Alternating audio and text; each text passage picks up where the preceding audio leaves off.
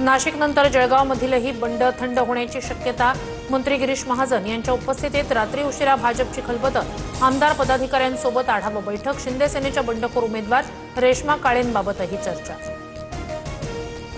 जळगाव विधान परिषदेच्या शिंदे सेनेच्या बंडखोर रेश्मा काळे नॉट रिचेबल.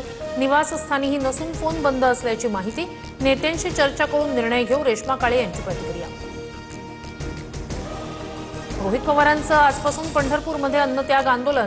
कर्जमाफीतील जाचकटींविरोधात आक्रमक पवित्रा. आंदोलनापूर्वी रोहित पवार यांना पोलिसांकडून नोटीस. आंदोलनासाठी इतर मोकळ्या जागेचा पर्याय वापरण्याचा सल्ला. मुख्यमंत्री देवेंद्र फडणवीस यांची आज पत्रकार परिषद. नरेंद्र मोदींच्या पंतप्रधान पदाच्या कारकिर्दीला 12 वर्ष पूर्ण झाल्याबद्दल पत्रकार परिषद. दुपारी मुंबईतील बिर्ला क्रीडा केंद्रात माध्यमांशी संवाद साधणार.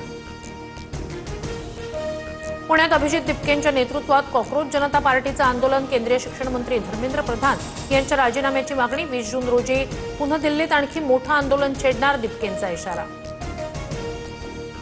अकोल्याच्या अकोटमध्ये युरिया खतासाठी संघर्ष कायम. पहाटे 3 पासून शेतकरी कृषी केंद्राबाहेर. 2 दिवसांपासून अकोटमध्ये युरिया खरेदीसाठी शेतकऱ्यांचे अतोनात हाल. मीरा भाईंदरमध्ये मुलांच्या चाल संथ गतीनं सुरू. मुंबईसह उत्तर कोकणात उष्मा कायम. पुढील 3 दिवसात कमाल तापमानात 2 ते 3 अंशांनी वाढ होण्याचा अंदाज.